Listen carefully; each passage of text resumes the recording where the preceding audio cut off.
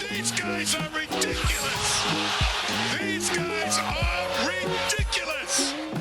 Now, how about them damn Celtics? And we are back with another episode of How About Them Celtics. Sam and I are here recording on Monday, January 8th, the day of the Celtics' second game against the Pacers, and a couple days after their first, I should say, where they picked up a big win over Indiana. Looking to do the same tonight. You guys will know by the time you listen to this whether or not they got that win, but we were obviously recording around noontime, so we don't actually know. But we're going to throw in our We do know our no recap Tatum, bit, but no Porzingis. I mean, no Hauser. Porzingis. Hauser.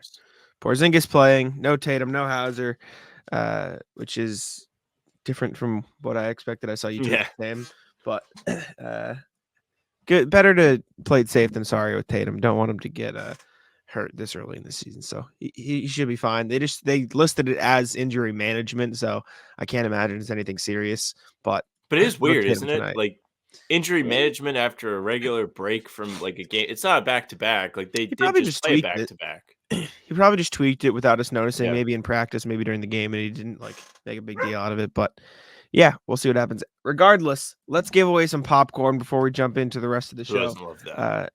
Inpopnito time. Let's see who's winning some today. Switch over to the wheel here. 7 entries. See who is winning some popcorn on this fine day as we. I love the popcorn. If you win, $10 gift card. Who is it? Shout out Kid. Commented on the CLNS channel. So I'll have to go over there and respond to him. If you want to be entered, you comment what's poppin', and we will add you to the wheel. You can win once, and it's a drawing for a $10 Inpopnito gift card. Their site has over 100 different popcorn flavors. They have sweet, savory, seasonal, and even spicy, and they all hit. So make sure you go check it out, even if you didn't win. Yes. Comment what's popping on the video for a chance to be entered and win next time. But without further ado, let's throw it over to our future selves for a recap of tonight's or last night's as you're listening to this Celtics-Pacers game. All right. Thank you to our past selves for throwing it to us. We are here after the Celtics-Pacers game, which ended in a Celtics loss, 133-131. Very high-scoring game. Tyrese Halliburton went down in the second quarter. Second quarter. Rough-looking injury. And then the rest of the Pacers decided, you know what, we're winning this game for him. And they stormed through, and they completely took over the third quarter, grinded their way back. Celtics were never able to generate a massive lead in this one. It got up to 11 at the end of the first half. But then when the third quarter came around, they got blitzed, and they weren't ready for it. They weren't prepared. They got frazzled. And the Pacers battled back. The ending of the game we'll get into as well, obviously. Celtics lost this game in the third quarter, which is a flashback to earlier in the season when that was a big problem for them. It was a tough one. TJ McConnell took over. Ben Mathurin and Buddy Hield decided we ain't missing tonight. That was pretty much all she wrote for the Celtics. So they also lost this game at the free throw line. Yeah, weird. There is nothing that I detest more. Well, that we'll see later in the show, the detest power rankings, but then missed free throws, because I can sit here and tell you that I would have shot better from the free throw line. I could make that shot. I can make it. Mm-hmm. That's when it gets infuriating. Somebody misses a tough fade away in the post or whatever. You tip your cap. Free throws, buddy. I can make free throws. It's O'Shea weird. Brissett 3 of 6. I'm sorry, It's my guy. Got to be better. They simply have to be better. Yeah, from the line as a team. Just ass. Svi Mikhailu. 2 it's of been 4. weird, buddy. All you know how to do is shoot. It's been weird the last 2 games because they're one of the better free throw shooting teams in the league. With the last 2 games in Indiana, they have just not been able to hit their free throws. It's a very odd, ill-timed anomaly for Celtics this season. It's annoying because it cost them the game in this one. That in the third quarter. This was tough. Credit the Pacers. Credit Mathurin and Buddy Hield in particular for just hitting every single big shot they needed to. It felt like they were huge. Aaron Neeson with a big play down the stretch as well. Great Jaylen Brown game up until the final couple moments, you could argue. He turned it up when he needed to. Kristaps Porzingis was solid. Like the Celtics played a good game offensively, but when it came to stopping the Pacers in the second half, they couldn't find an answer. There was just a little too much space for Mathurin and Hield, and then once those guys got hot, those two, and TJ McConnell was just ripping them to shreds with hustle plays. Like you look at the 15 turnovers was rough for the Celtics. I didn't realize it got up to that much. But the Pacers had 13 too. Like you look at the box score, and the Celtics shouldn't have lost this game. It's just big time plays from the Pacers, and the Celtics. They got blitzed. That's the best word I can use to describe it. They just got like bull rushed in that third quarter, and they just could never find their footing again. Celtics, 52% from the field, 48.5% from deep.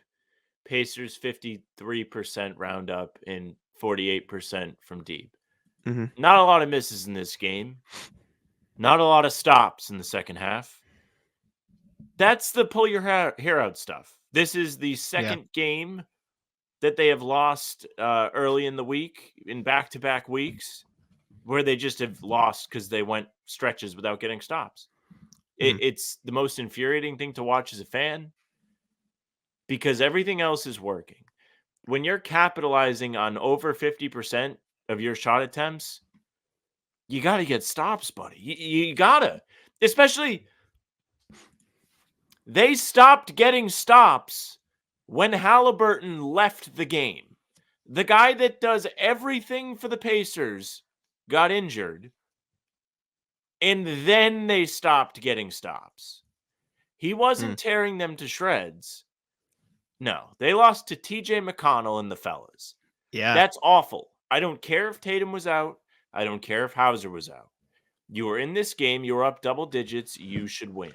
You should get across the finish line. We'll talk about the finish line in a second. But the road to the end of this game was simply unacceptable. The free throws, the defense, it's the little things that you're mostly in control of, and it's infuriating. Jaylen was great. Drew Holiday was great. Peyton Pritchard was great. Porzingis shot 6 of 13 wasn't the best. Derek White, rough Derek White. Tommy Alter's got to get sent to the sun. Tommy Alter's got to go. Someone's got to scold this man. Send him to the sun. Because Derek White hasn't been the same since he was on the JJ pod. Rough game in the first Pacers game. Rough game tonight. He just couldn't find a shot. He made a couple shots down the stretch that were good, but it was rough. Like you said, Pritchard was good. Brissett, outside of the shooting, had a good game. He was impactful. A couple steals, bunch of rebounds. I didn't think it was a bad Luke Cornett game either. His dust up with Luke Isaiah Cornett Jackson. Tied the game. I know. It was big time. His little dust up with Isaiah Jackson was entertaining, but like I said, like they just got out energized in the third quarter. Like they could never really pull away. Like I don't want to make it sound like they blew them out in the first half. They were up by a healthy amount, but it always felt like the Pacers were right there.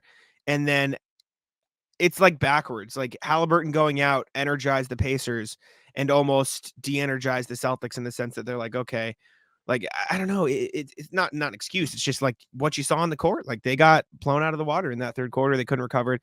They fought back in the fourth, made it a game by the end, which again, we'll talk about because I know that's why, what a lot of people are probably mad about. But as much as it wasn't the reason they lost, it did feel like a game where they missed 2 of their rotation players. You could feel the depth waning. You could feel like just having Svi and Delano in there for stints, even though they were small, like you could tell that they just weren't with it. Like that was tough, having to run everything through Jaylen and KP while and this is not a knock on Jaylen, he was awesome. Like that's the value of having other guys. Tatum defensively, I think isn't talked about enough. Like he's a big part of what they do on defense. Yeah. And on the glass, like did they lose the rebounding battle? They didn't lose it, but they didn't have any big time rebounders. It felt like in this one, like it's definitely a game where, I mean, you saw what happened when they have Tatum against Pacers versus tonight.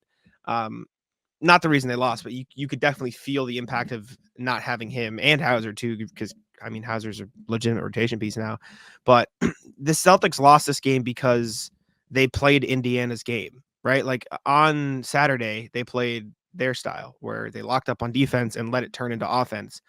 This game turned into a shot-making slugfest, and that's literally how the Pacers win basketball games this season. They are the best offense in the NBA.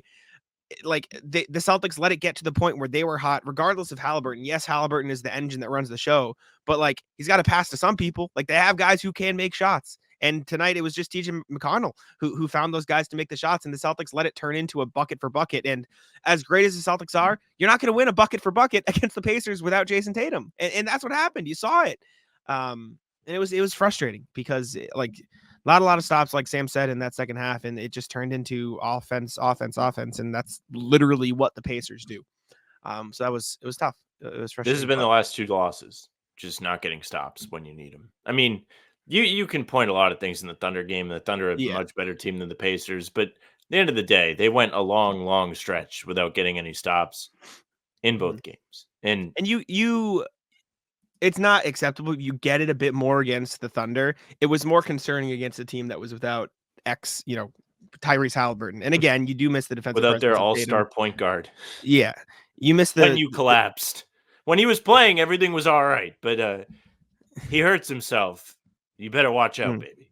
And you still, like I said, miss the defensive presence of Tatum, and weirdly enough, probably of Sam Hauser too. But it's just you can't lose this game. Well, I think you really missed the Tatum piece because you had to run both Horford and Porzingis, and this is to your point. You're a lot slower.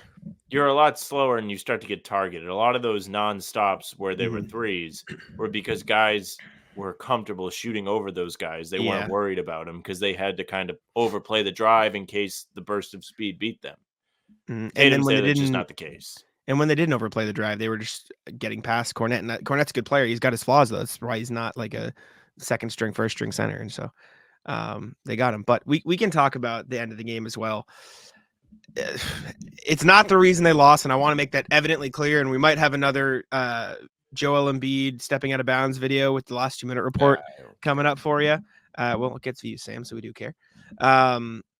It's not the reason why they lost, but those 2 calls at the end of the game, bullshit. I'm not a blame the refs guy. That was some crap.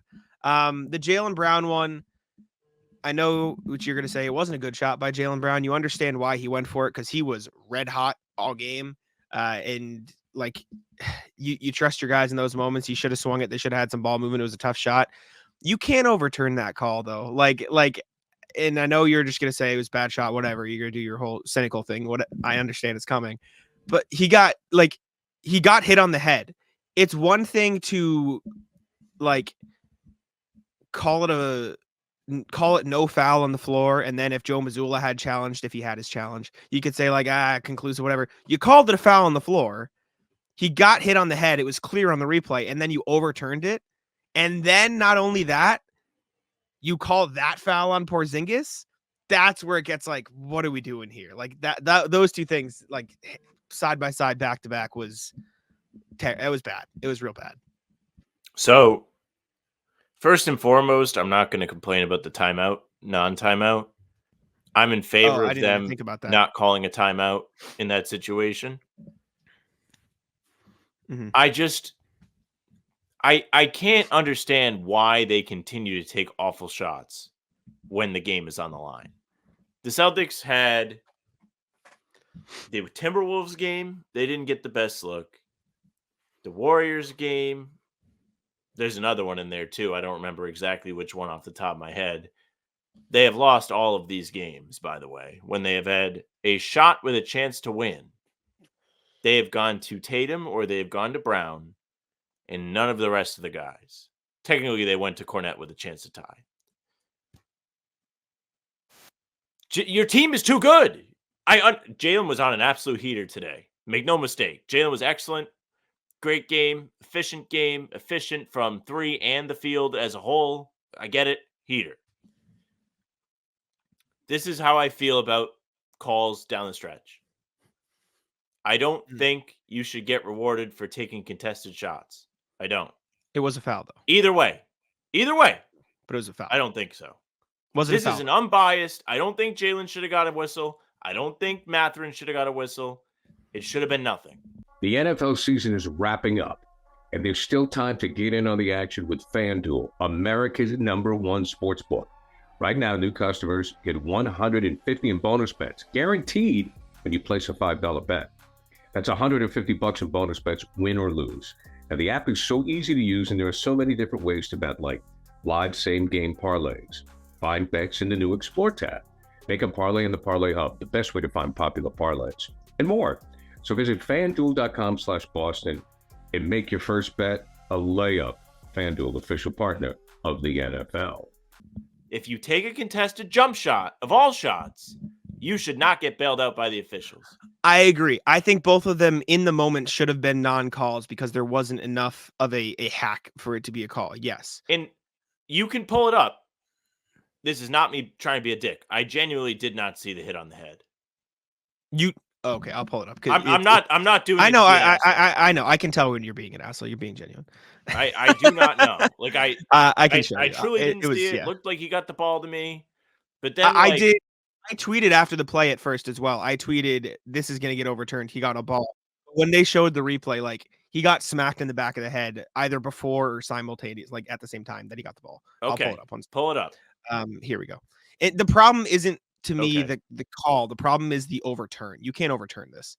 Watch the back of the head here. We'll pull it up. I don't want the sound. It's obnoxious. Okay, pull it up. Here we go.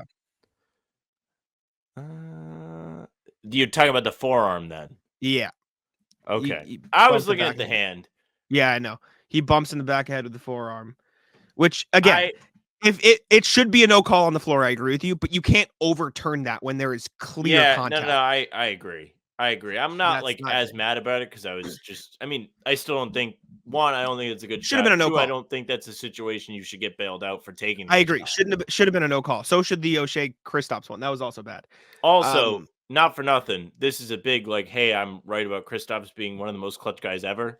Made a huge 3 in this game. Would have been sick to see him post somebody up with the game. I mean, I guess you could be call a timeout and run a post up, but by not calling a timeout, you don't allow Indiana to get their good defenders in the game. Somebody like Hield, who may have fouled Jaylen Brown, is in the game, and he's not a great defender. I agree with the no timeout. I like it. I wrote about it today for Celtics blog. Brown has been so good getting downhill this season. I almost rather would see him get in transition because defenses are scrambled. So when he was running up the floor there, I was like, this is going to be good. I was expecting him to drive to the paint. I think he just got too I can't think of the right word. He got in too deep, basically, where he just was lost and then he just had to force up a shot. And that's not an excuse, but I think his intentions were good. I like the aggressiveness, but you've got to realize you're getting yourself into this is not English, but an unget-outable hole earlier, if you know what I'm saying. You've got to read that a little bit better. And then the Porzingis foul was bullshit. I'm sorry. That's you can't call that. You can't call that. Just you can't call the Brown one. You can't I'm more mad at the overturning of the Brown thing because you clearly saw the contact. You cannot call this foul on Porzingis. Are you kidding?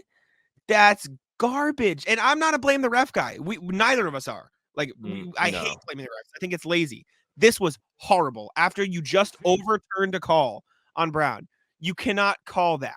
That's garbage. Season over. Get ready for Grizzlies to tank.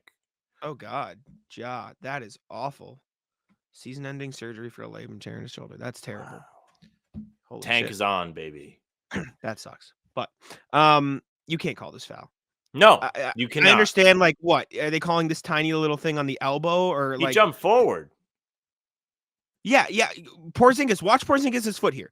He goes from outside the three-point line to about 2 feet in. That's an offensive foul.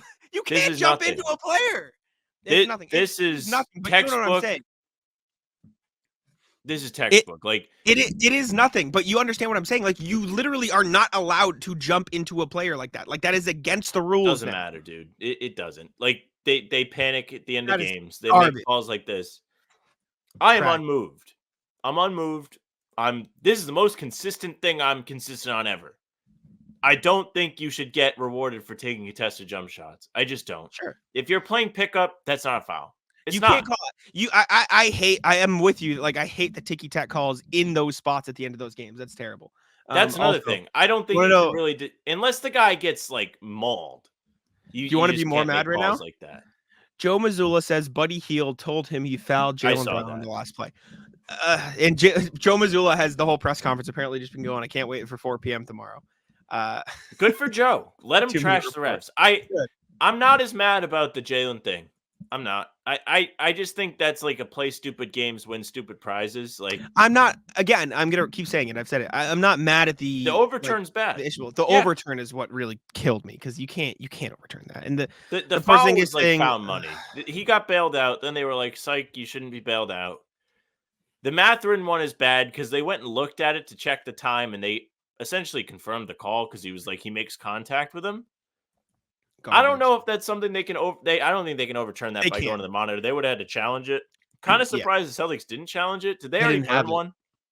They used it on. They used it. It was. Was it early? Yeah, it was early. It was. Oh, I remember it. I forget don't what remember it was. exactly the play, but it was in the first half. Yes. All right. Well, that's fair. I forgot it. It was just frustrating. And again, I'm going to keep reiterating this. It's not the reason. Excuse me, got something in my throat. It's not the reason the Celtics lost the game. The Celtics lost the game in the third quarter by not getting stops. They lost it by getting blitzed by an offensive-minded team and then letting them get into an offensive shootout. And they lost with the missed free throws. Right? Those are the reasons they lost the game and the turnovers. Who's to say they would have even made the free throws at the end of the game? Perfect, Jack. This is full circle. I'm a miserable motherfucker. Yeah, I mean, Jaylen Brown shot 3 of 5 at the free throw line. Should you even be able to complain about getting fouled, buddy? Why don't you make the ones you already had? Let's go there. But no, final answer. Both calls bad regardless. The overturn bad. That is a situation referees should just not be heard from unless there's like assault. Yeah, I agree. That's what I think. I retweeted. This is somebody that wants to go to bed. Like I wanted to go to bed. I didn't want to see overtime, but that's terrible. I retweeted the let me find it. The sleepless nights. This is what I found. This is the equivalent of the Kristaps foul call on Benedict Mathurin. Oh, the Jimmy Butler. Yeah, this is the same shit. Like, what are we doing? This is even less. I know. God, imagine if we were podding back then. Terrible. I remember this day. I was in the Taco Bell drive-thru. It was awful. Anyways, again, not the reason the Celtics lost. The NBA refs admitted they made a mistake. Blah blah blah. Video with 10 minutes. They should have to do a big circle jerk that like they did for LeBron when he did not get his call at the Garden. Sleepless nights. But anyways, tough loss for the Celtics. It is what it is. Ugly one, bad one, but you know what happened, and you fix it moving forward. That's all you can do at this point. We'll throw it over to our past selves, who are probably a lot happier right now. A lot happier. All right, thank you to our past selves. We'll take it back for the rest of the show. Obviously, you guys now know how the Pacers game went. We just talked about it, but our current selves don't really know what happened. So we're waiting in the wings to see what happens, and then I'm sure it'll be either a great pod or a less than stellar one, which could be just as entertaining, I suppose, because who knows what's going to happen. But let's get into some other Celtics news. The Celtics have they have guaranteed their contracts. Sorry, I was looking at the next thing. I got distracted. Celtics have guaranteed 4 contracts: Luke Cornett, Delano Banton, Lamar Stevens, and C. Mikhailou.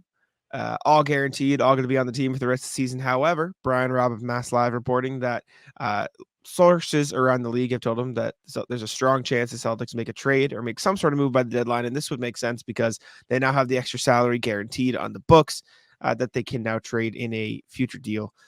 Sort of similar to what happened with Justin Jackson and or Noah Vonleh last year when their contracts were either guaranteed or traded. So some more flexibility for the Celtics here. Doesn't feel like Luke Cornett would be the guy to be traded because they seem to like him. He's been playing well lately. But for Lamar Stevens, Svi Mikhailou, Delano Banton could be an uncertain future going forward. Yeah, I mean, listen, it was never going to be Cornett.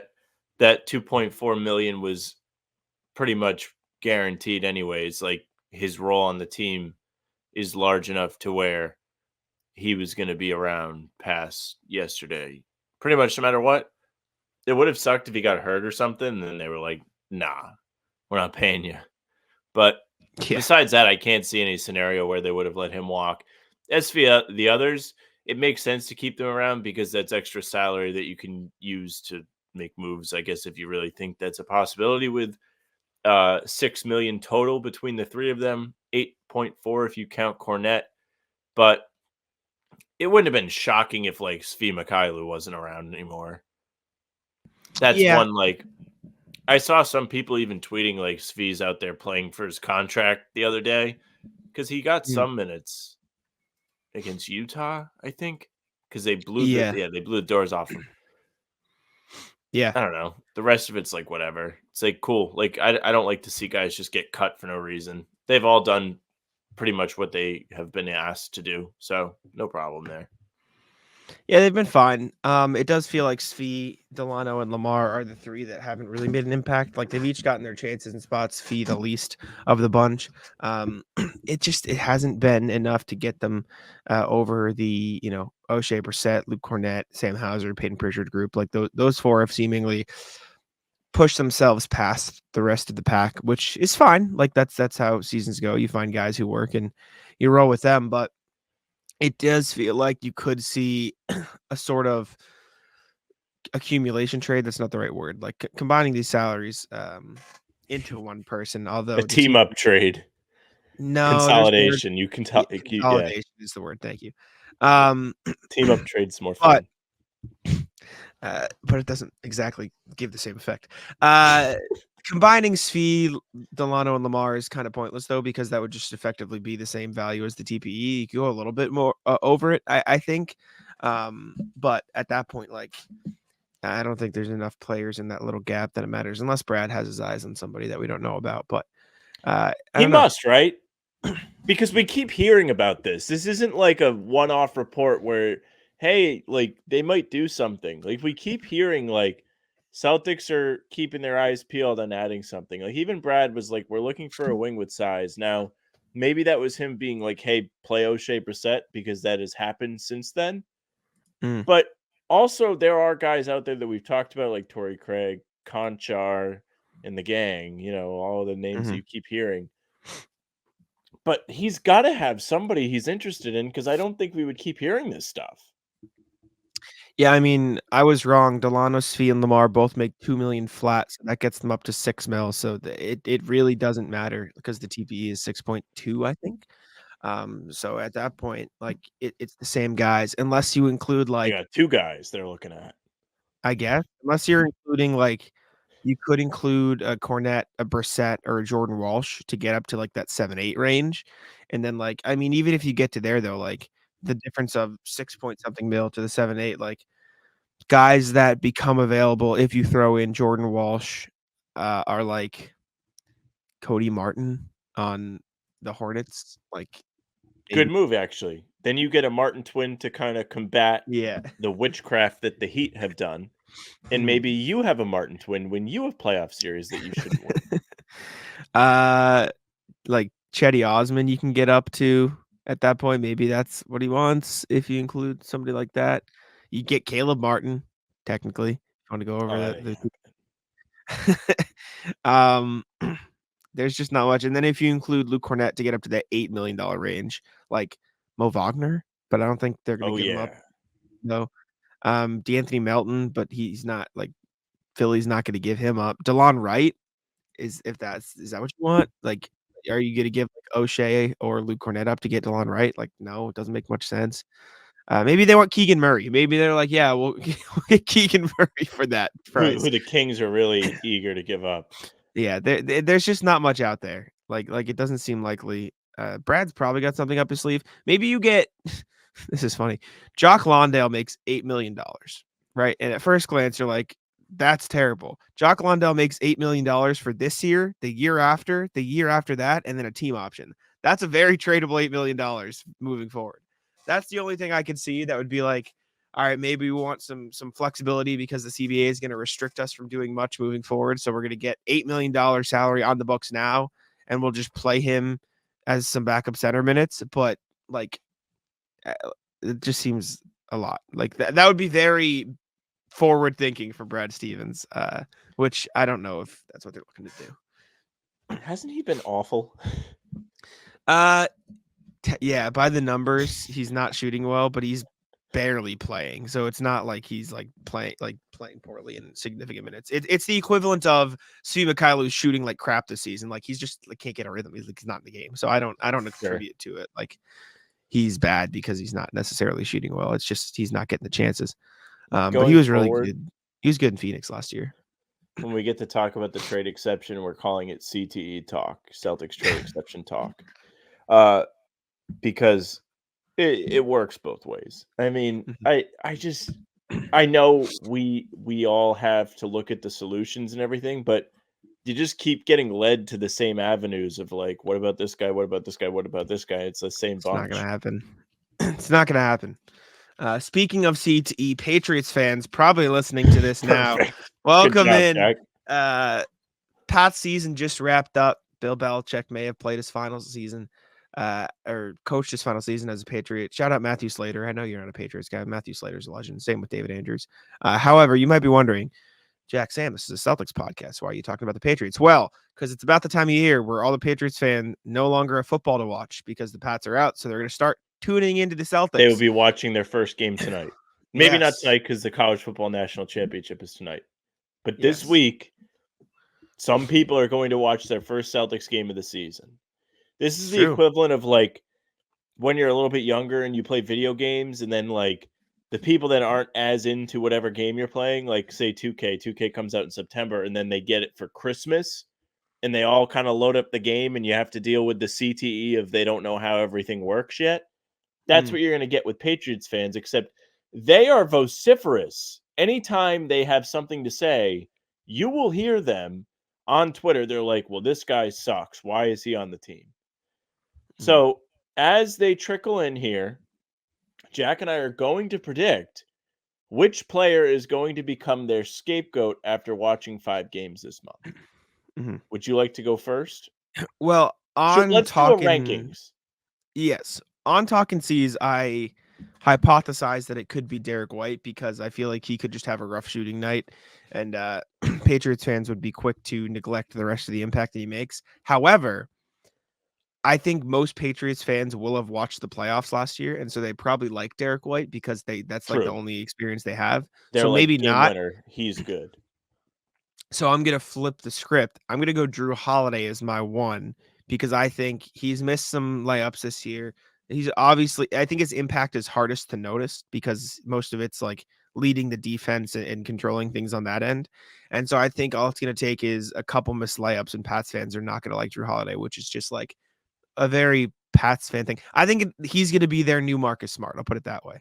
Okay. That's a good pick. I'm going to reach back and kind of surprise here, and I'm going to say Joe Mazzulla. They're going to be like, this guy is awful. Why is he still the head coach of this basketball team? We all complained about him as loud as we could last spring, and he's still here. Why?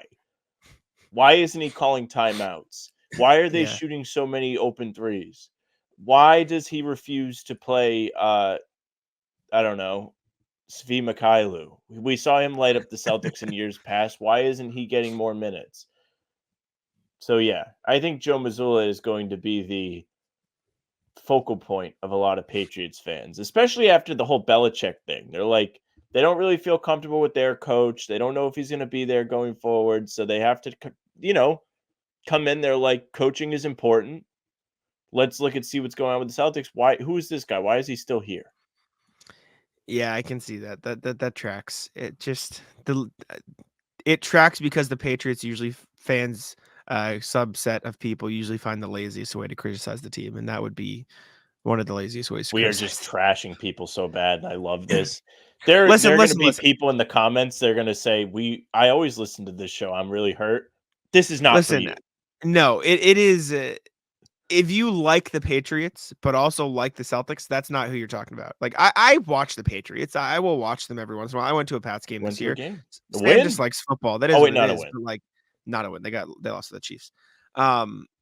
We're talking about the people who only watch the Patriots and only care about the Celtics when the Patriots are no longer playing, because those are often the people who find the stupidest ways to criticize the team. The quote Patriots fans we are referencing are the same people who disliked Marcus Smart vehemently and let you know about it. It's the same subset of people usually.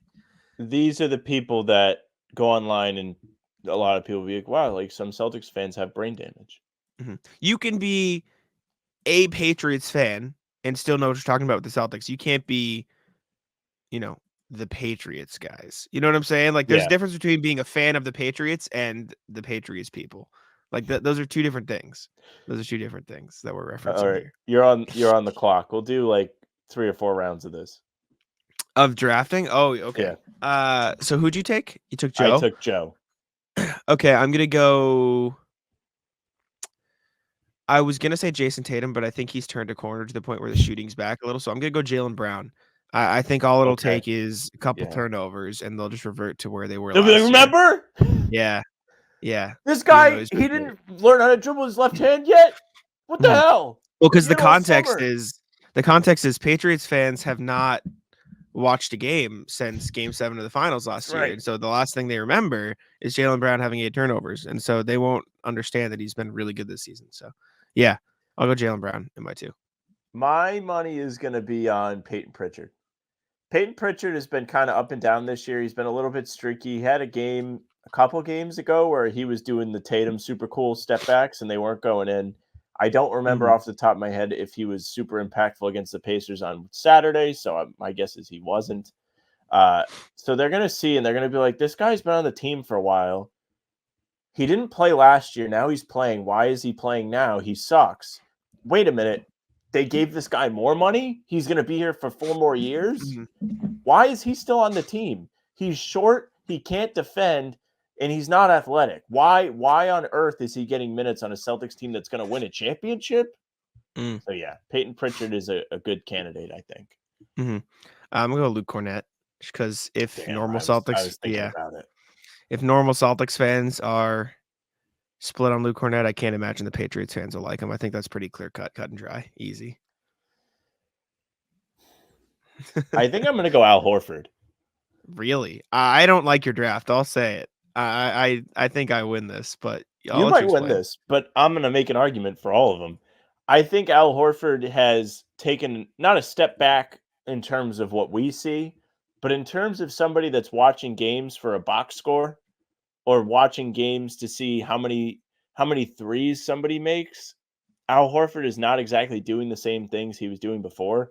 Like, these people very casually watch the Celtics, so they may think that they're getting all-star Al Horford, who made 2 appearances as a Celtic in his first stint. Somebody that they would go to in the low post and would consistently make the little drop bank shot with one hand that he takes off the block. Those shots kind of don't go in anymore for whatever reason. And they're going to be like, this guy's washed. He's 37. They need to move him. They signed him to an extension last year. Get rid of that money now. Bring in, let's see, who's like the really fun, like they should trade for this guy. For $10 million, Caruso. You could be like, trade him for Caruso. Get more help, whatever. But yeah, I think Al Horford could fall victim to this because he's not starting anymore and so on. I am gonna go to Sam Hauser because all it's gonna take is one 0 of 3 night, 0 of 4 night from 3, and they're gonna say this guy sucks because, Sam, I think you're giving Patriots fans too much credit, which is weird for you because all of your explanations are super in depth. Like, yeah, this guy's not a great defender. He's missing this. My explanations are turnover bad, shooting bad. Like, I said Pritchard shooting bad. I know, but like you're going more in depth. You're like, yeah, Horford's missing these hooks. They don't watch that closely. They see shot go in, shot go out. Well, that's what I mean. What do you mean? You just said he's missing these hooks. That is shot go out. That's what it is. But it's you're close. Talking it's right so at the basket. I know, but my thing is, I think you're almost too niche. Like Horford's still gonna make his threes, but he's struggling in like very niche areas. Like he'll do certain things. Blah blah They're blah. like, Peyton this Pritchard, guy tall. Why isn't ball and hoop? No, I think you're like, and I also don't think they'll pay attention to the coaching as much. I think they'll go to I don't know. I Well, think it's you're not giving that they won't Pats pay fans attention to it. That's built in. I just think you're giving Pats fans When too I much said credit. Missoula, you said that was a good pick because I they're like going to go the Missoula. laziest route they possibly can. Yes, Missoula is a good pick. I think Pritchard and Horford. I don't know. I just think I think too much credit is I'm given stealing yours for the last one. Then Derek White, you can't argue me on this one. Sure. You're And right. also the extra wrinkle to Derek White is that like he has been playing really well, and they have undoubtedly seen some Derek White propaganda trickle onto their timeline, and then they're going to have higher expectations of him and be like, "Wait a minute, shot not go in? Why he bad? Where does hair go?" Brady never lost his hair. He actually got more handsome as his career went on, which you could say about Derek White.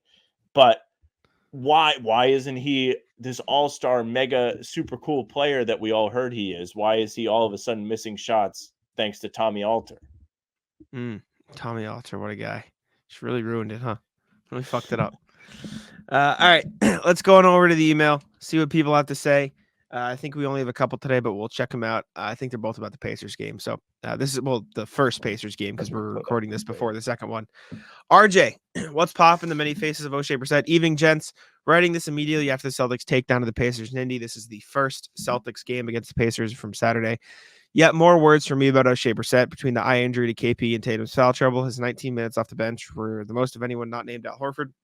He provided energy and rebounding, even as some of his early defensive rotations were a little weak. But credit where credit is due. He filled the gaps in a night where it would have been very easy to let go of the lead in the third quarter. I did not realize until I checked. This is 2 games in a row the Celtics have led wire to wire. Coach Mazzulla talks about how each game is different, and that certainly was true tonight. KP's injury, Tatum and D. White in foul trouble, turnover margin, and free throw weirdness were things that might have derailed the Celtics earlier in the season or even last year. Well, that's just my addendum. But tonight, everyone chipped in and held on tight. Right down to O'Shea Brissett hitting a 3 with 4:22 left to push the lead out to 16 and essentially ice it for Boston. Props to Tatum and Brown for each playing a better brand of hero ball tonight when we needed it most.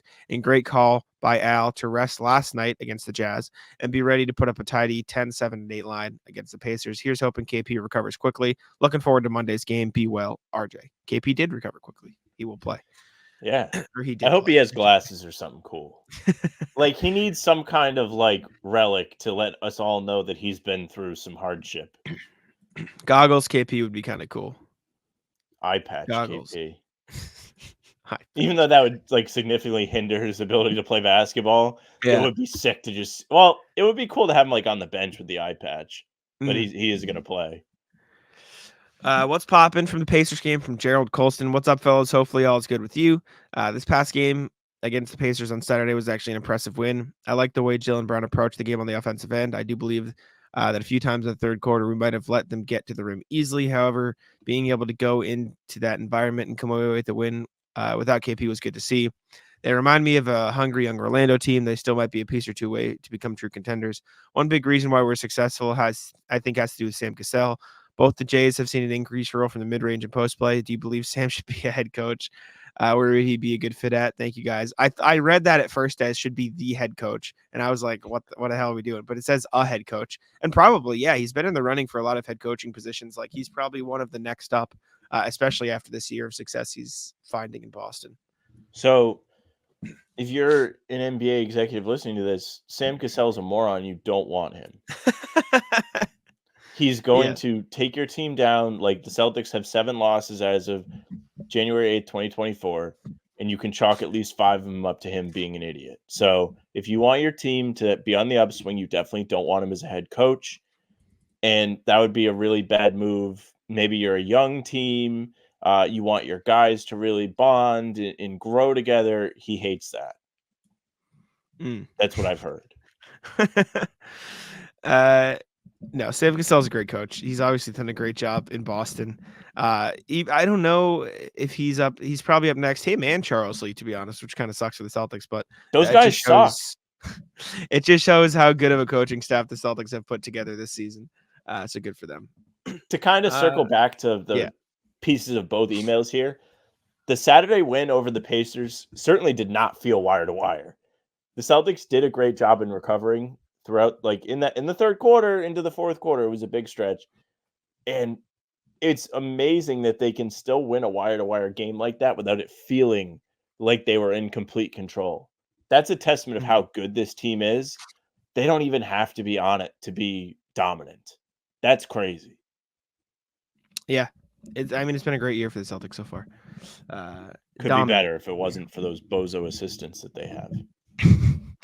All right, let's move on over to the NBA section.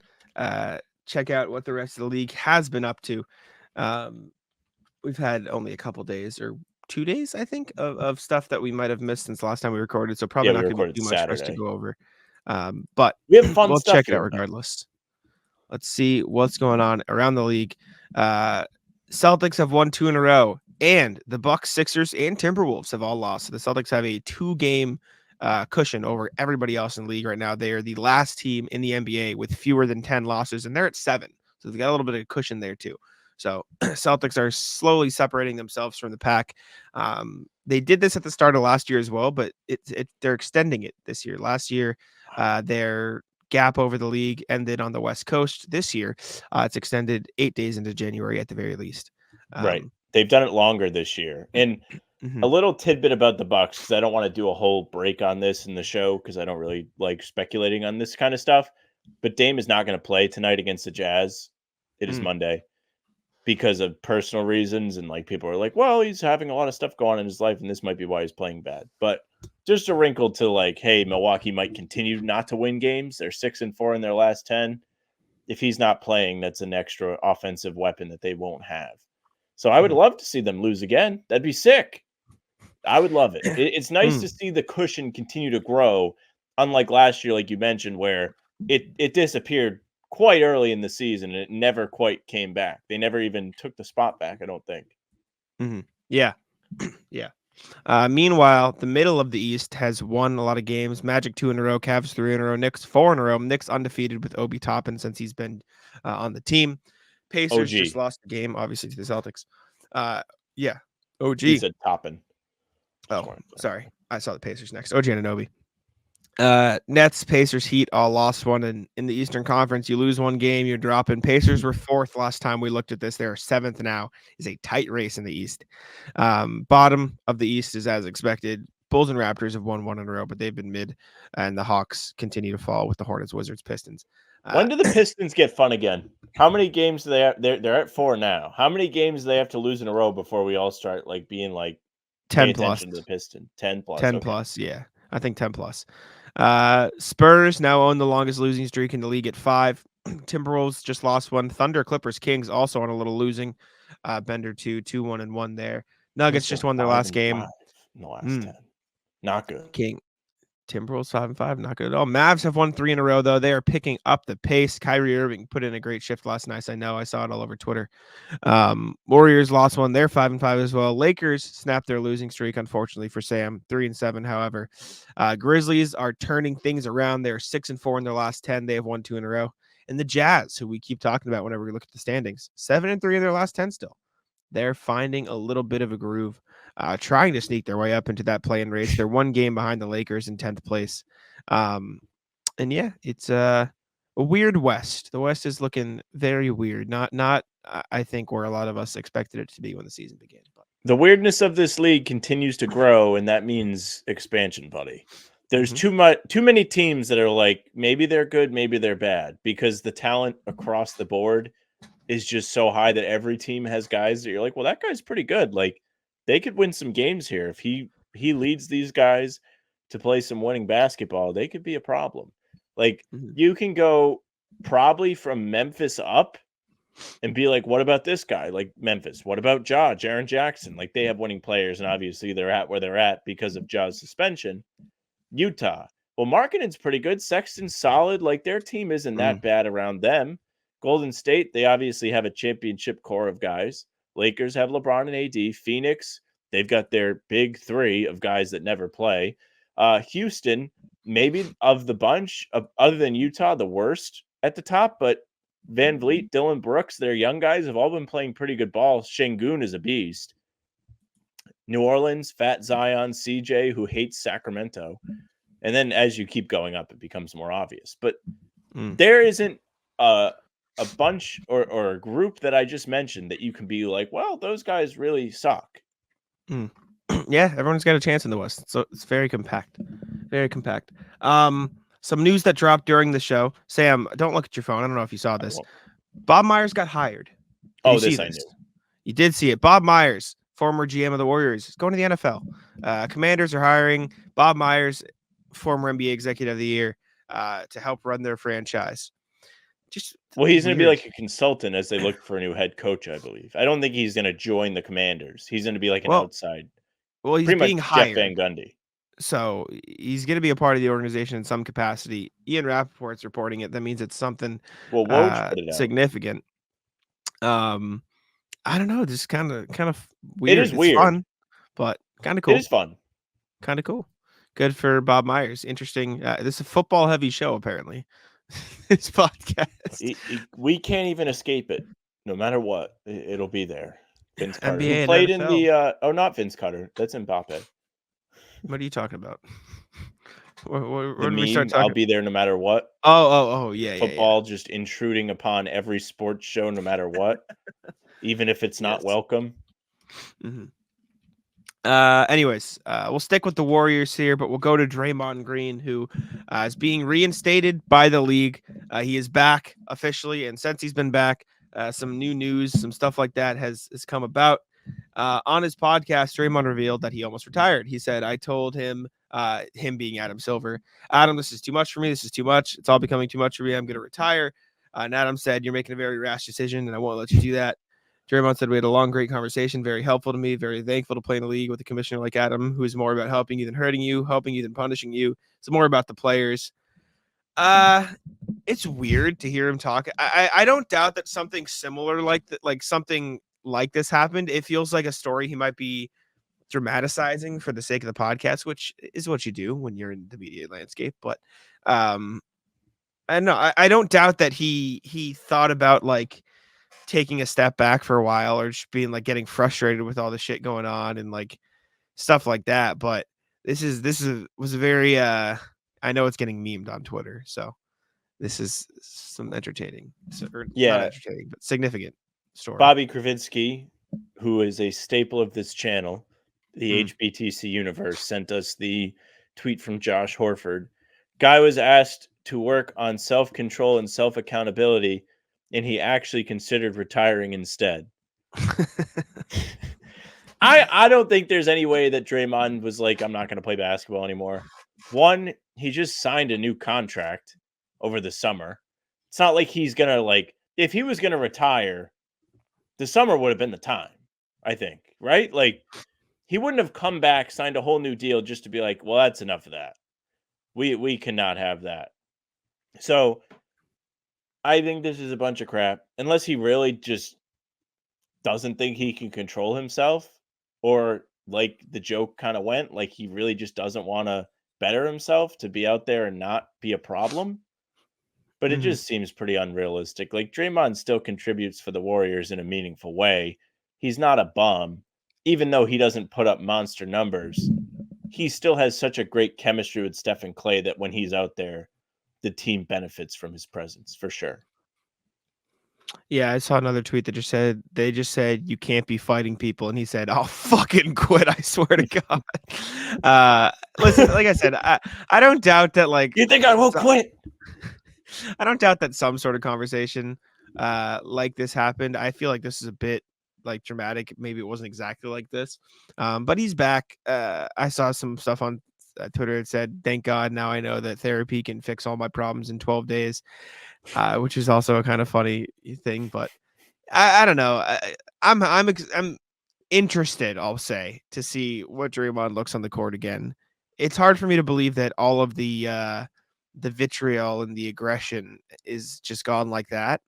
But I don't doubt that there's been some sort of change. I don't know. It's a somebody weird just gave him a stress ball. Like, he just has one of those like squeeze things, and he keeps it like in the waistband of his shorts during games, and he just takes it out like when he's getting mad instead of decking a European guy. Okay, little quick thought here. Of Golden State's championship group, right? Is Draymond the only one that you can see like him not finishing his career there? I feel like there is a weird washed Draymond arc that we're all due to watch, where he gets dealt somewhere or waived and joins another team or something like that, and he's just kind of hanging out like a Udonis Haslem type on some team. Well, one, I think if it was going to be anybody, it might be Clay. However, I'm going to find it here. A report just came out from Golden State, from Monty Poole of NBC Sports Bay Area, which is the equivalent of NBC Sports Plus, obviously, said Warriors remain committed to Green, who, along with Stephen Curry and Klay Thompson, composed the team's veteran core. Though multiple league sources told NBC Sports Bay Area that Golden State will be active approaching the deadline, there's been nothing to indicate a move that would break up the decorated trio. So I don't think any of them will. You know what Golden that State. means? What? Kuminga. Yeah, he's cooked. He's cooked. He's done. He's coming here. Big Wayne. No. Brad Steve, No, he's Celtics not. expected to make a move. No. I'm going to drive you nuts for the next month. Yeah, because you're just saying like stupid shit CTE intentionally talk, to get me baby. angry. You're a moron. Great Stop. exception. CTE Heck, talk. next time you bring up Kuminga to the Celtics, I'm kicking you out of the show. I'm doing it myself. That's it. Mao-like from Jack. Speaking of CTE, Giannis got mad at Thanasis the other day. In a quote to The Athletic, Giannis, this quote went viral on Twitter. Was the context just, called out the teams after they lost to the Rockets. It was a tough loss. Giannis said, "We have to be better. We have to play better. We have to defend better." Normal. Yeah, normal quote. Keeps going. "We have to trust one another better. We have to be coached better." Okay, Giannis. "Every single thing. Everybody has to be better. Everybody." Yeah, okay. "It starts from the equipment manager. He has to wash our clothes better." Okay. "The bench has to be better. The leaders of the team have to be more vocal. We have to make more shots. We have to defend better. We have to have better energy. We have to blah, blah, blah, or better strategy. We have to blah, blah, blah." Equipment manager catching a stray might be the craziest quote of the year. That might be the craziest thing that's happened all season. Yeah, so this Bucks loss, like for context, they were getting whomped and they came back to only lose by 4. But this was a game where they were not playing good defense in the first half. It was something he talked about in this long string of ranting. But the equipment manager just catching a random stray is the craziest quote from like a Giannis type who really isn't that wild behind the mic. Like that guy was just probably minding his business, logged onto Twitter, and he was just getting roasted by everybody. But I do think, in Twitter's defense, they were actually pretty sympathetic towards this person. Like, they were like, "Why? What does he have to do with all of this? Like, he's not on the court." The best one, like you mentioned, was somebody being like, "Wow, they're playing so bad, he's even throwing Thanasis under the bus." So I'm happy to see the Bucks having a hard time. I do not hate the Bucks by any means. I like Giannis. I think he's a respectable superstar, one of the most respectable we've seen over the last decade or so. I mean, Curry too, obviously, having not left and had success in Golden State. But very bizarre to see them struggling this bad. But what is this? Someone found a video that the Bucks put out of like day in the life of the equipment manager, and it's just the Bucks equipment manager just spraying some Febreze on the clothes, just being. He kind of looks like just doing his job. Christian Vasquez on the Red Sox a little bit. I see it. Former Red Sox catcher. Former Red Sox. Yeah. Yeah, they put out a equipment manager all access video every year apparently. Yeah, pretty much. I don't know if they've done one this year. But I thought of this too late because it's been 2 days since this came out. But there's a Drake and Josh where Josh is the equipment manager of the football team. And then he actually gets in the game and he gets like actual CTE. Like he gets to be taken on a stretcher. And I was like, this is what Giannis wants out of the equipment manager. Yeah. He wants the help, man. He needs it. That'd be a banger tweet. How much help does Giannis need? You should find that tweet. That would probably do numbers. It's too late. I'm late. Yeah, still find it. Next piece of news is Shaquille O'Neal is getting his jersey retired by the Orlando Magic. It's going to be the first number to go up in the rafters in Orlando. He was told on Inside the NBA. What are your thoughts on this? I know you're a big win a championship, get your number retired guy, but for a franchise, for a franchise like the Magic, like one, no numbers retired yet. Two, with all due respect to the young Magic, doesn't seem like there's a championship in their immediate future. They could be competitive for a while. I'm talking next 3-5 years. I don't know. Maybe. I don't think they're going to win a title, and I think the Celtics are going to be good for a while. But besides the Celtics, like, pick an Eastern Conference team that has a lot of longevity. I think the Bucks will be good for a little while. Regardless. You think so?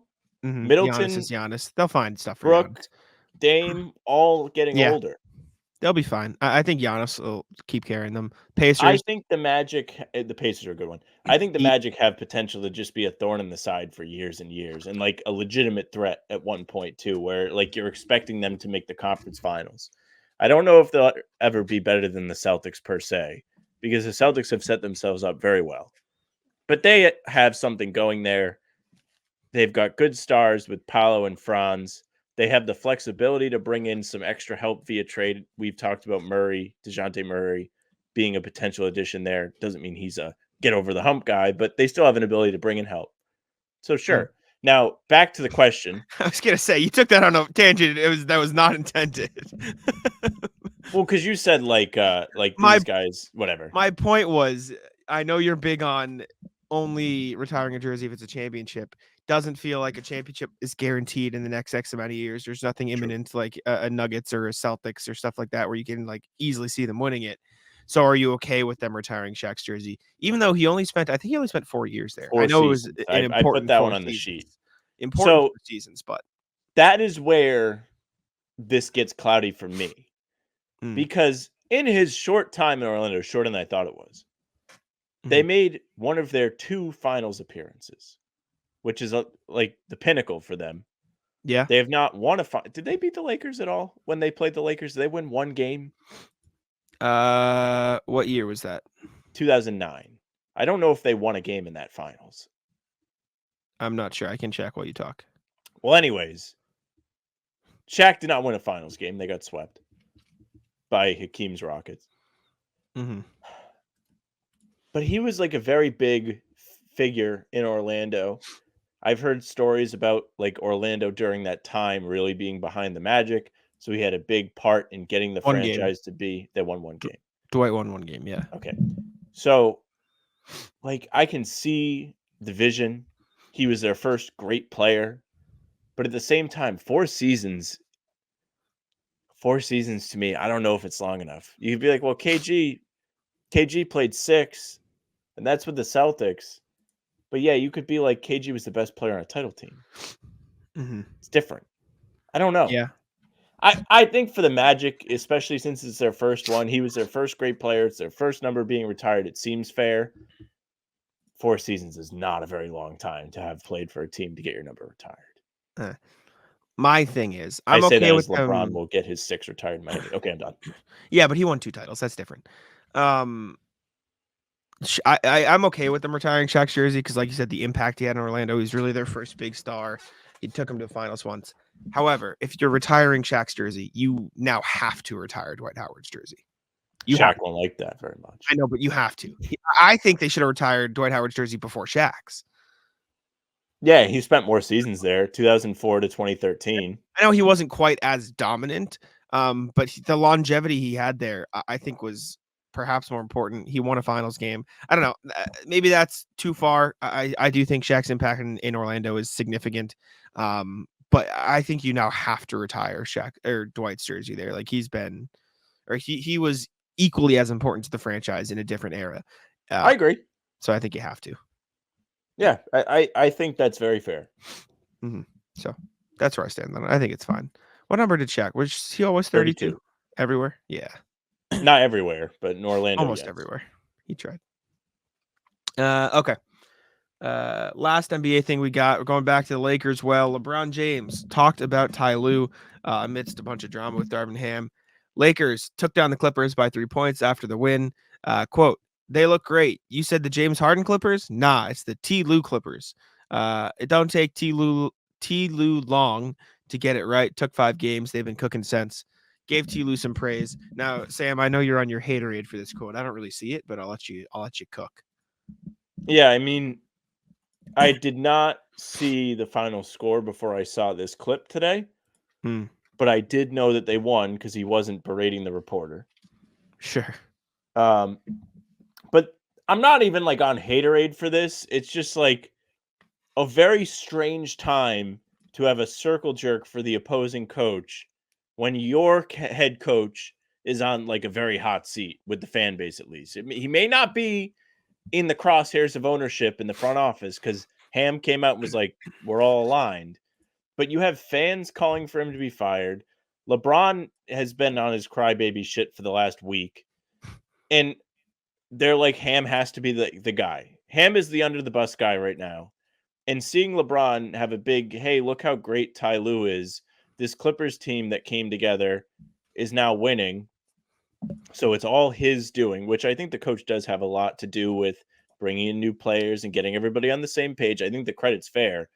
But the way he forced Tyronn Lue into this answer when Ham is being scapegoated, very signature LeBron. This guy's under the bus. Start the engines, rear the tires on the back of it. I disagree. I think it was pretty harmless. I mean, it was like, what, 3 sentences? He spent a lot of time with Ty Lue. Like, I think he was just voicing his opinion. He's like, yeah, I think it's Ty Lue. I think he's the most of the impact there. I get it, and I get the angle. I don't know. I don't think it was meant to be malicious. I think that it don't take T Lue long to get it right. It is tough to say. Is like a little bit of a shot. Because people are like, what's it going to take for the Lakers to get right? Maybe. I don't know. I didn't see it when I read it, is all I'm saying. But it is what it is. Maybe if it was after a loss. The man was beaming. I think if it was after a loss, it'd have more legs. But I think this if it was after a loss, it would be like, you're seriously going to ask me about the Clippers? I don't know. Maybe.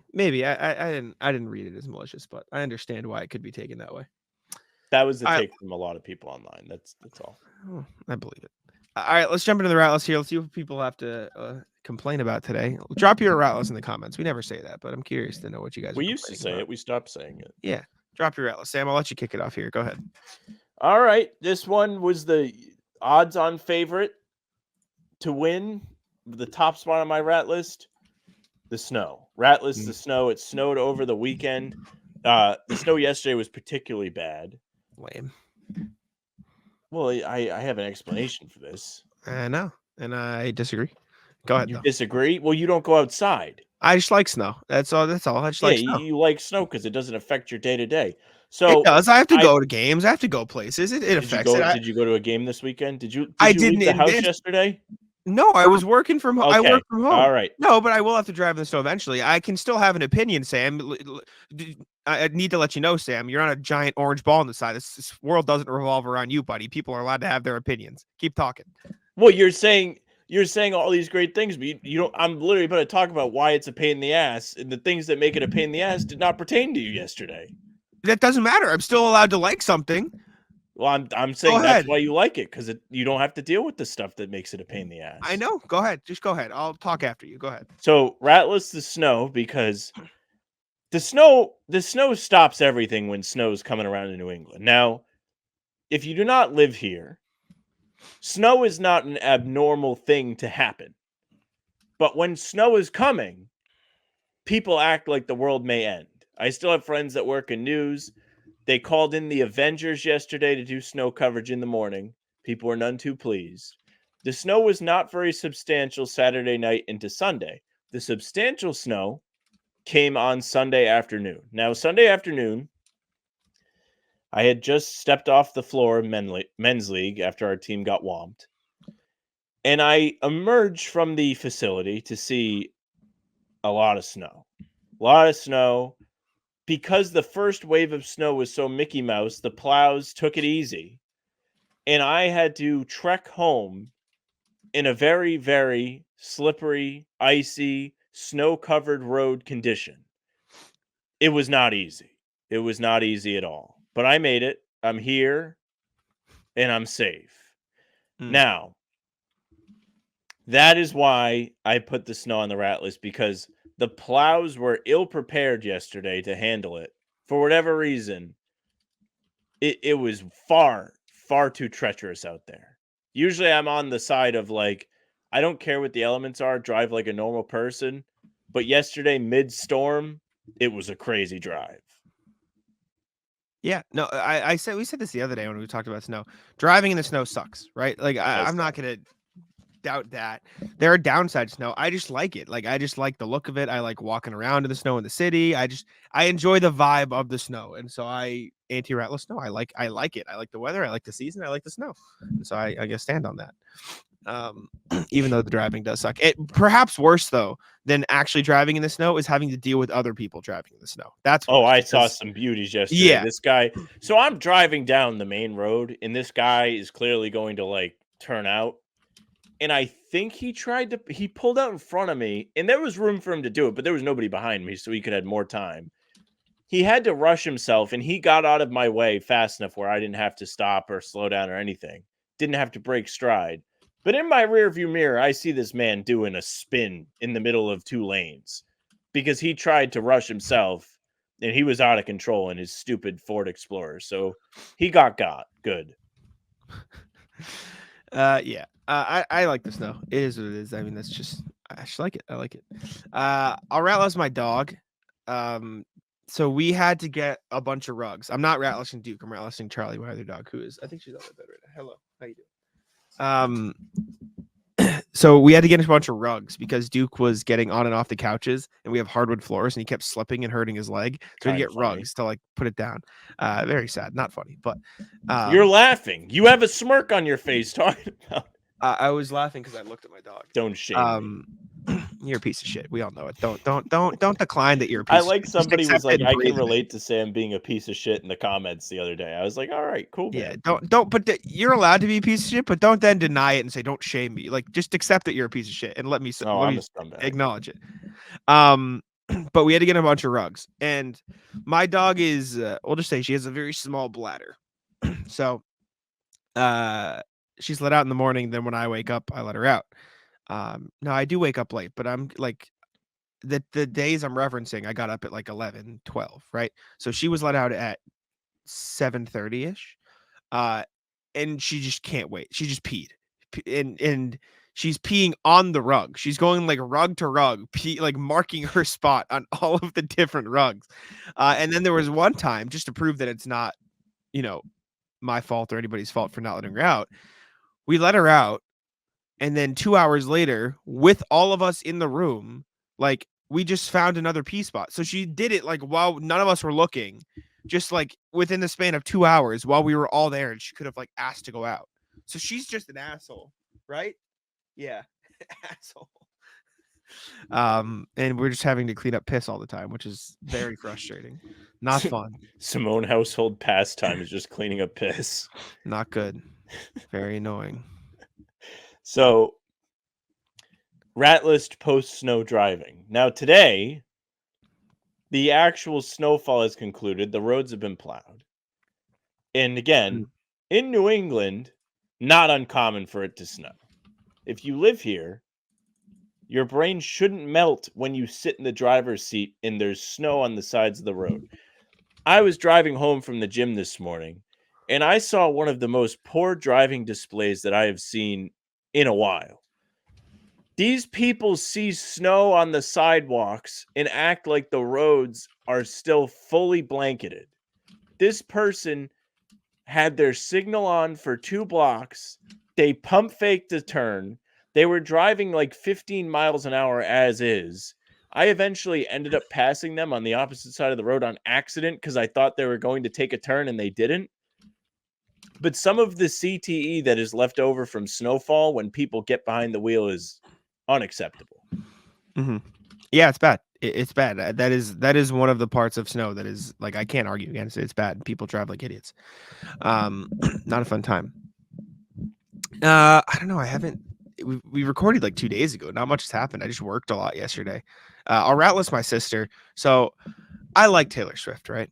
It's a Taylor Swift story. Sure. I'm not a Swiftie or whatever. I like the music. It is what it is. Blah, blah, blah. She loves Taylor Swift. And so she wanted us all to watch the Taylor Swift movie, which I begrudgingly did with my laptop. I was like, I'll just do work. It's fine. I don't, everyone's home. I'll sit down.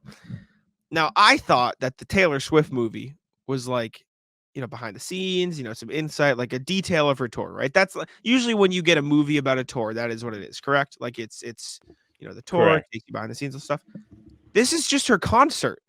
The movie is just a rerun of her concert. It was a 3.5 hour concert in which you went to, which I already saw. Yeah. And so the whole time she's like, no, you have to see it. Henry hasn't seen it yet. Sit down. We're like, Grace, I've lived this. I don't need to watch it. I was there. Like, why am I watching this again? I saw this. And so I was very mad because like I said, I don't mind Taylor Swift. Your business to attend to. And you get very little free time for what it's worth. Exactly. And I was like, it's, I don't mind watching it. I'd be interested to know the behind the scenes, some of the stuff. Like, I thought it'd be at least entertaining, but I'd seen everything that was happening. Like, I didn't need to sit there and watch that for 3 hours. So that was annoying. I just did my work during it. And I watched some YouTube. It was fine, but it was just like, what are we doing here? Why would anybody want to watch that? Especially if I've already gone to the fucking concert. Exactly. So that was all right. So yesterday was our friend group Secret Santa. Secret Santa is one of the most sacred events. The entire group chat was there. It was excellent. It was a really good time. Now, my friend McKenna hosts the Secret Santa. McKenna lives not on a main road. He lives in a neighborhood. Not a lot of traffic coming through there. Me and the boys all park outside McKenna's house. He doesn't have a big time like space in the driveway, so we have to park along the sides of the street. It's whatever. We do it every time. Apparently, my friend Ryan was last to arrive at the party. When he parked his car, one of the neighbors came out complaining to him, who had just arrived, about all of the cars parked like it was his fault. Ratless, this guy, furious. First of all, much like you, that man was definitely not leaving the house yesterday. Nobody was blocking their driveway. I purposely did not park in front of someone's driveway because it's kind of hard to tell when it's snowing out. You don't really see the gaps, whatever. But I made sure that I wasn't blocking anybody, as did everybody else. Nobody is in the way. They were simply upset because people were parked in front of their house. Where would you like us to put the cars, buddy? Do you want us to, break them down into little, like transformer cubes or whatever? Like futuristic things that would make your car smaller. All the mass of the car would disappear so we could just put it in our back pocket. You dumb fuck. Where are you supposed to? What else would we do with the cars?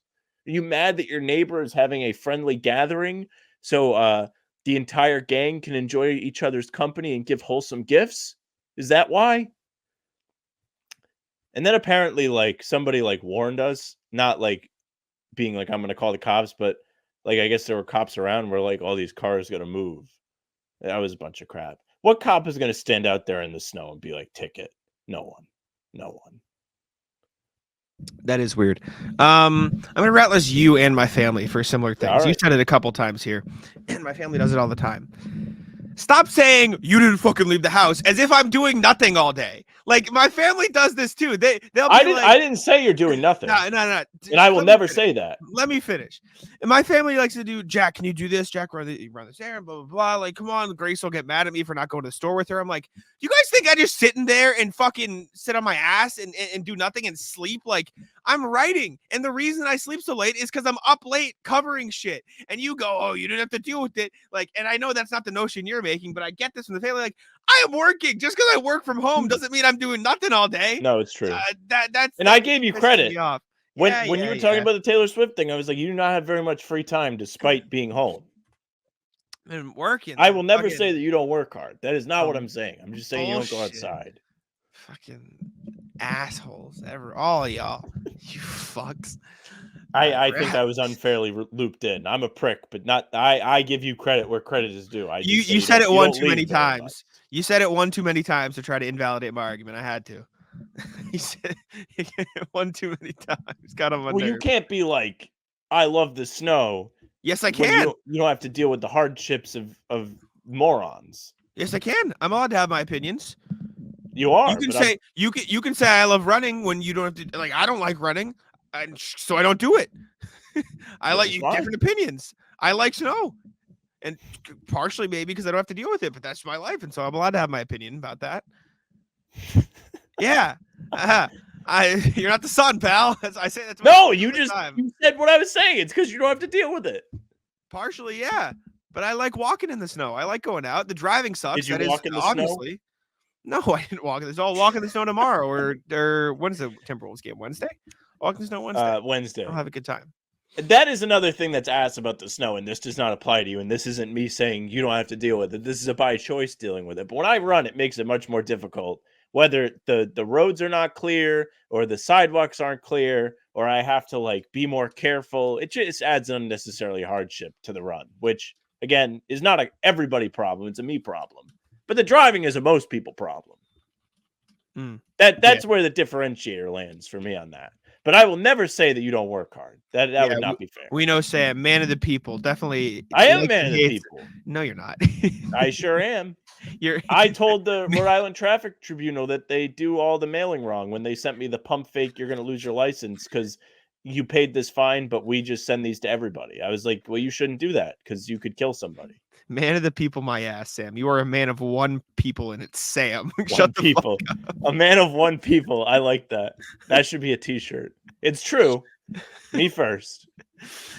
But then I will look out for the public. Shut the fuck up. I'm the everyman. I don't know. Shut the fuck up. I don't have any more rat lists. That's all I got today. You got anything else? I feel like I had like an extra rat list of. Not really. I don't know. It was a good time. I like Secret Santa. It's my favorite event. Yeah. That me. I haven't eaten yet today. I'm fucking starving. I need to go eat some food. But all right, we'll get you out of here then. Thank y'all for tuning in. We appreciate it. Make sure to subscribe to How About Them Celtics. Leave us a review. I know Ryan left us a review on Apple, but I don't think it's popped up yet for me for some reason. So let me go. A while. Yeah, I don't know. The last one we got took a while too. Maybe they screened them. Maybe I can see it online because I know I can see reviews online. No, it's still not popping up for me. I believe you, Ryan. It takes a minute to come up. But thank you for tuning in. He was just like, I'm gonna tell him I did it, but I actually didn't. Would be funny. We just check every show. Make sure to subscribe to How About Them Celtics. We appreciate you. We are currently the 162nd biggest basketball podcast in the U.S. So look at that. Clive, and leave us a review on Apple. Leave us a rating and follow us on Spotify. Subscribe to the channel. Thank you very much for listening, and I'll let Sam take it out. Hey, thank you very much for listening or watching. If you're on YouTube, make sure you subscribe to our channel. Hit the notification bell so you don't miss any of our daily uploads, whether it's one of these pods, game recaps, Talking C's with Bobby Kravitsky, film breakdowns, rumor breakdowns, or even the half-hour pregame streams, because we're live before every game. It's a good time. Come hang out. We'll be here Wednesday for the Timberwolves game, and we also might do playback for the Bucks, because that's an away game on Thursday. So just keep your eyes peeled on that one. As far as Spotify and Apple go there too. Follow us. You'll get the audio versions of the pods and game recaps. Like Jack said, say something nice, leave a review. If you want to get in touch with us, you can do it via email, hbtcpod@gmail.com. Each and every pod, we go through and read what you have to say, and we do love that people care enough to email us, so definitely do that. If you want to follow us on socials, you can. Twitter, Instagram, TikTok, it's at How About Them C's. Facebook is just the name of the podcast. Our pregame streams are there, as well as Twitter and YouTube. You can follow Jack at JackSimoneNBA. You can follow me at Sam LaFrance NBA. That's it for us. Bye.